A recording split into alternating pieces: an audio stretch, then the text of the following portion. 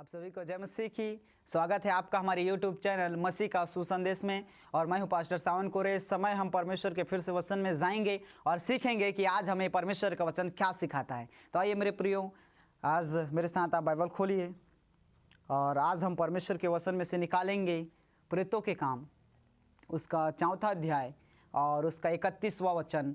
मैं पढ़ता हूँ, आप ध्यान से सुनिए कि परमेश्वर का वचन क्या कहता है। हालेलुया। जब वे प्रार्थना कर चुके तो वह स्थान जहाँ वे इकट्ठे थे हिल गया और वे सब पवित्र आत्मा से परिपूर्ण हो गए और परमेश्वर का वचन हियाव से सुनाते रहे। हालेलुया। परमेश्वर का वचन कहता है जब चेले इस जगह में इकट्ठे थे, ठीक है, इस जगह में कौन है?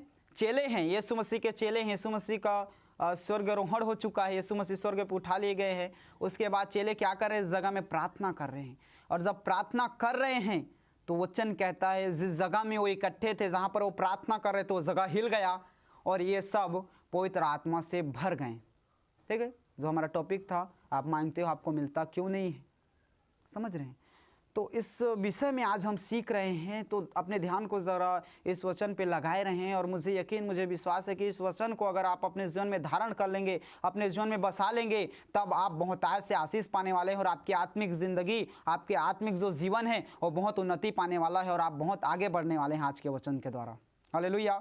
इस वचन में कहता है कि जब इस जगह में प्रार्थना कर रहे थे तो क्या हुआ? जिस जगह में प्रार्थना कर रहे थे उस जगह हिल गया। समझ रहे हैं बात को? और ये जब प्रार्थना कर चुके तो ये सब पवित्र आत्मा से भर गए। क्या आपके साथ ऐसा होता है? आज आप प्रार्थना करते हैं, क्या आपका जगह हिलता है? जिस जगह में, जिस रूम में आप प्रार्थना करते हैं, जिस चर्च में आप प्रार्थना करते हैं, क्या वो ऐसा इस जगह में जैसा हो रहा है, क्या वो ऐसा होता है? क्या आप पवित्र आत्मा से भरते हैं? क्या आप जब प्रार्थना करते हैं तो आप पवित्र आत्मा से भर चुके हैं? बताइए। अगर ये नहीं हो रहा है तो क्यों नहीं हो रहा है? क्या जो आपका परमेश्वर है वो बदल चुका है? नहीं मेरे प्रियो, वचन क्या कहता है कि याकूब का परमेश्वर कभी नहीं बदलता। यीशु आज, कल और युगानुयुग एक सा है, वो परमेश्वर नहीं बदलता। तो बताइए, कल जो चीज़ चेलों के साथ होता था आज हमारे साथ क्यों नहीं हो पा रहा है? आज आपके साथ क्यों नहीं हो पा रहा है? इस चीज़ को हम समझेंगे। समझ रहे हैं? वचन क्या कहता है? मत्ती उसके 7 अध्याय और 7वां वचन कहता है कि मांगो तो तुम्हें दिया जाएगा, ढूंढो तो तुम पाओगे, खटखटाओ तो तुम्हारे लिए खोला जाएगा। आज हर एक की मांग इस वचन को लेकर गलत इस्तेमाल लोग करते हैं और कहते हैं मुझे घर दे, मुझे कार दे, मैं अमीर हो जाऊं, मुझे ये दे, मुझे वो दे। हर एक प्रकार से लोग क्या करते हैं? उस वचन को लेकर बहुत सारी चीज़ों को मांगते हैं और जब नहीं मिलता है तब निराश हो जाते हैं। कई लोग तो मसीहत को छोड़ देते हैं, मसीह को छोड़ देते हैं कि उनकी मांग पूरा नहीं हो रही, ये सोचकर। समझ रहे हैं? लेकिन चेले इस समय क्या कर रहे थे कि ये जिस जगह में इकट्ठे थे वो जगह हिल गया और पवित्र आत्मा से लोग भर गए। समझ रहे हैं? ये लोग क्या कर रहे थे? मैं आपको संदर्भ में ले जाकर और गहराई में उतारता हूं और आप समझिए इस वचन को। चेले जब सुसमाचार प्रचार कर रहे थे, ठीक है, यीशु मसीह मुर्दों में से तीसरे दिन जी उठकर 40 दिन चेलों के साथ रहे, उन्हें सिखाता रहा और 40 दिन के बाद यीशु मसीह स्वर्ग पर उठा लिए गए। तब चेले 10 दिन तक उपवास रहे। जब पेंतेकुस्त का दिन आया तब पहली बार लोग क्या हुए? पवित्र आत्मा से परिपूर्ण हो गए। तब लोग अन्य अन्य भाषा बोलने लगे। उस समय ये पतरस जो है वो भाषण देने लगा, वचन का प्रचार करने लगा और लोग बपतिस्मा, बहुत ज़्यादा तादाद में 3000 लोग बपतिस्मा लेने लगे। ठीक है, उस समय जब लोगों ने देखा तो महासभा में इनको बुलाया गया। किनको? पतरस, यूहन्ना, उनके चेलों को। और इन्हें लोगों ने कहा कि तुम सुसमाचार प्रचार मत करो, यीशु मसीह के विषय में तुम किसी को कुछ मत सिखाओ। उस समय इन्हें धमका कर छोड़ दिया गया। समझ रहे कितनी खतरनाक परिस्थिति है कि लोग इन्हें धमका रहे थे। और उनके जब उन्होंने धमकाया तब ये क्या हुए? इस जगह में इकट्ठे हुए और इस जगह में ये क्या कर रहे हैं? प्रार्थना कर रहे हैं। और प्रार्थना में क्या कह रहे हैं मैं आपको आज बताना चाहता हूँ। इसी का प्रेतों काम उसका 4वां अध्याय 29वां पद क्या कहता है, मैं आपको बताना चाहता हूँ। अब हे प्रभु, उनकी धमकियों को देख और अपने दासों को यह वरदान दे कि तेरा वचन बड़े हियाव से सुनाएं। समझ रहे हैं? आज हम कहते हैं ना, हमें घर दे, हमें कार दे। मैं ये नहीं कहता कि ये मांगना गलत है, मैं आपको सिखाना चाहता हूँ। आज हम नाना प्रकार की चीज़ों को मांगते हैं, लेकिन चेले क्या मांग रहे हैं कि प्रभु उनकी धमकियों को देख। लोग इन्हें धमकी दे रहे हैं कि तू क्यों सुसमाचार प्रचार करता है, तुम क्यों यीशु मसीह के बारे में बताते हो? लोग इन्हें क्या करें, इन पे उंगली उठा रहे हैं। और ये जो लोग हैं, यीशु मसीह के चेले हैं, क्या कहते हैं? प्रभु उनकी धमकियों को तू देख। समझ रहे हैं? और आगे क्या कहता है? 30वां पद में लिखा है, चंगा करने के लिए तू अपना हाथ बढ़ा कि चिन्ह और अद्भुत काम तेरे पवित्र सेवक यीशु के नाम से किए जाए। समझ रहे हैं? चेले क्या कह रहे हैं कि प्रभु तू अपने हाथों को बढ़ा कि यीशु मसीह के नाम से चिन्ह और अद्भुत काम हो। सोचिए ये क्या मांग रहे हैं। आज आप मत्ती 7 अध्याय 7 पद के अनुसार बहुत सारी चीजों को मांगते हैं और जब आपको नहीं मिलता है तब आप निराश हो जाते हैं, दुखी हो जाते हैं। लेकिन इस समय लोग क्या मांग रहे हैं, इसको आपको समझना है। ये लोग परमेश्वर की क्या मांग रहे हैं? उसी के इच्छा के अनुसार मांग रहे हैं कि वो क्या करे, अपने हाथों को बढ़ाए और चिन्ह अद्भुत काम हो। और सबसे बड़ी बात वो कह रहे हैं कि प्रभु उनके धमकियों को देख और हमें क्या दे, ऐसा वरदान दे कि हम तेरे वचन को बड़े निडर होकर बिना भय के साथ तेरे वचन को प्रचार करें। ऐसा वचन कहता है। ऐसे लोग जो चेले हैं वो बोल रहे हैं। सोचिए इनकी जो इच्छा है वो परमेश्वर की इच्छा से मैच खा रही है, और जब उनका इच्छा परमेश्वर की इच्छा से मैच खाया तब उस जगह हिल गया। हिलने का तात्पर्य, हिलने का मतलब है कि इनकी जो प्रार्थना है वो कबूल हो गई।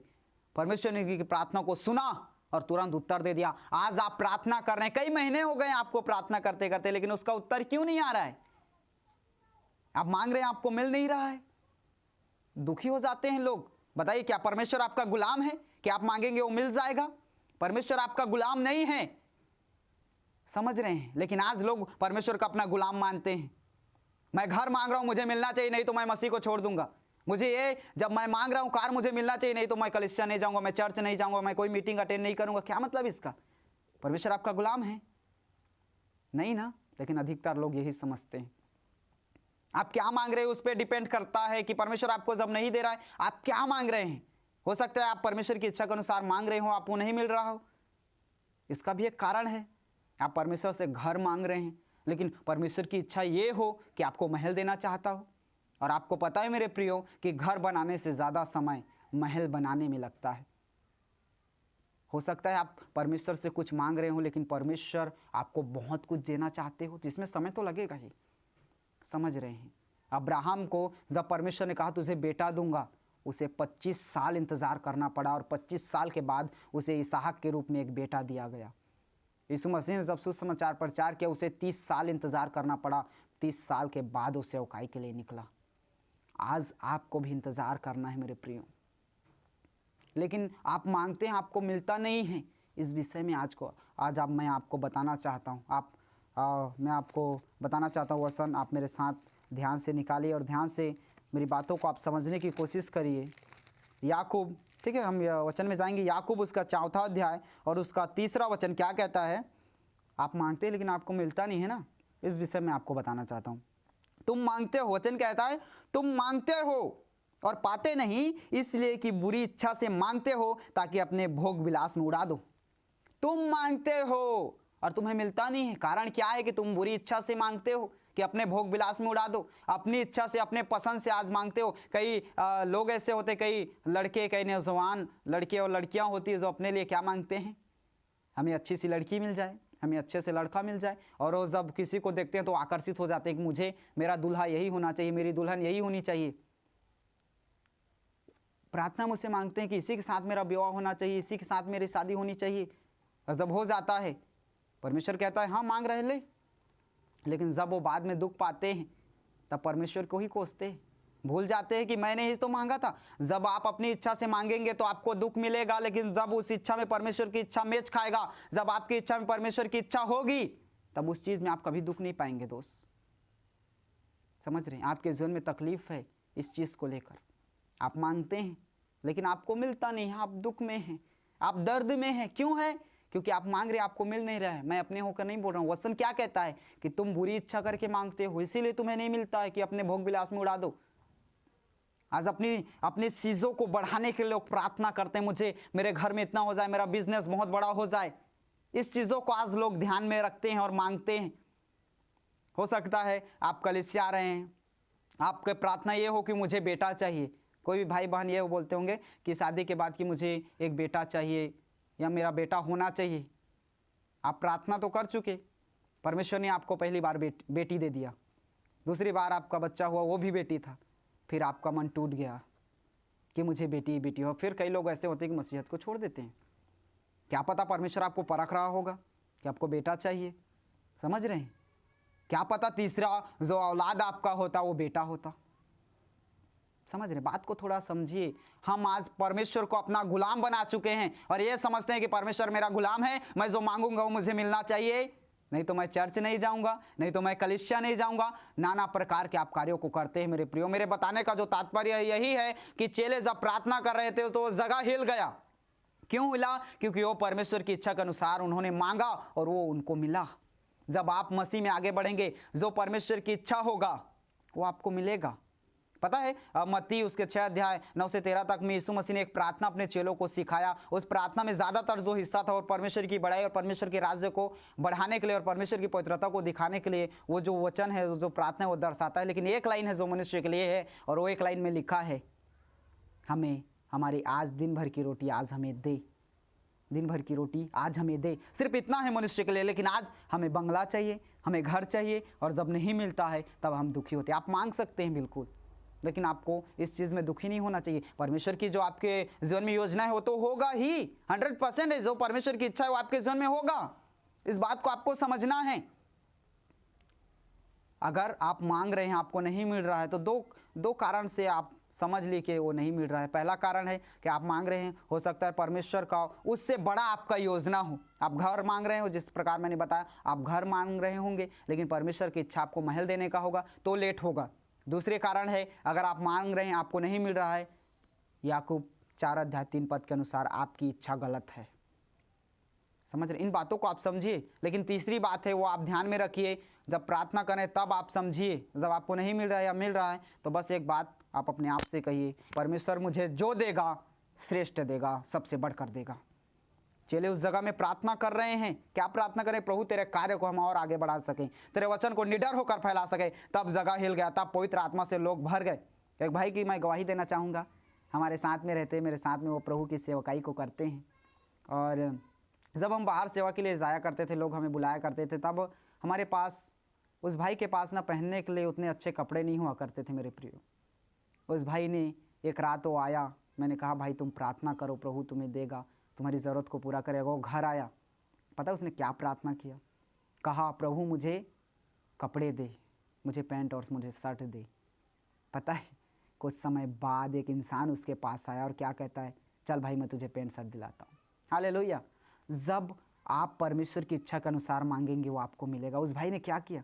उसने नहीं मांगा कि मुझे कार दीजिए, मुझे घर दीजिए, मेरा बैंक बैलेंस बढ़ाइए। उसने नहीं मांगा। उसने क्या मांगा? अपनी ज़रूरत को मांगा और वो चीज़ उसको मिला। मेरे प्रियो, जब आप परमेश्वर की इच्छा के अनुसार मांगते हैं तो वो आपको मिलता है। उसने पता किस लिए मांगा? ताकि वो प्रभु की सेवा के लिए जा सके, इसीलिए मांगा। इसलिए नहीं मांगा कि उसे दूसरे के शादी में बारात जाना है, दूसरे के शादी में सम्मिलित होना है, सहभागी होना, इसलिए नहीं मांगा। उसने मांगा कि वो प्रभु की सेवा कर सके। समझ रहे हैं? तो इन बातों को आपको समझना है। अगर कुछ भी चीज़ आप मांग रहे हैं तो उसको देखिए क्या उसमें परमेश्वर की इच्छा है। आपको निराश होने की ज़रूरत नहीं है। अगर परमेश्वर की इच्छा है तो 100% आपको मिलेगा। अगर उसकी इच्छा नहीं है या उसके देने में अगर देर हो रहा है, लेट हो रहा है उसके उत्तर में, तो समझिए आपके लिए परमेश्वर की बहुत बड़ी योजना है। बाकी आपको निराश, हताश, परेशान नहीं होना है। आपको इस वचन में बने रहना है। इस ध्यान में रखना है कि प्रभु मुझे जो देगा वो श्रेष्ठ देगा। हो सकता है आपको नहीं दे रहा है तो आपके विश्वास को परखता होगा, अब्राहम की तरह, जिस प्रकार उसे 25 साल तक परखा गया। परमेश्वर ने उससे बोल दिया था कि तुझे बेटा तो दूंगा जो तेरे वंश को बढ़ाएगा, जो अनगिनत होंगे, लेकिन कब देगा इसको परमेश्वर ने नहीं बताया था। दिया कब? 25 साल के बाद। हो सकता है आज आपके जो चीज़ आपने मांगा है वो आपको परमेश्वर दे तो रहे होंगे, लेकिन थोड़ा लेट से मिल सकता है। तो इस चीज़ में आपको ध्यान रखना। जिस प्रकार चेलों ने परमेश्वर की इच्छा के अनुसार मांगा और वो जगह हिल गया, जिस जगह में वो प्रार्थना कर रहे थे सब के सब पवित्र आत्मा से भर गए। तो मेरे प्रियो, हो सकता है आप परमेश्वर की इच्छा के अनुसार नहीं मांग रहे हो, तो आपको परमेश्वर की इच्छा के अनुसार मांगना है और वो चीज़ आपको मिलेगा। ठीक है? तो इस बात में आप ध्यान रखिए, इस बात को आप हमेशा याद रखिए। इन वचनों को आप अच्छे से नोट करिए और सीखिए कि परमेश्वर आपको क्या सिखाता है। सो इसी वचन के द्वारा परमेश्वर आप सभी को बहुतायत से आशीषित करे। आप सभी को जय मसीह की।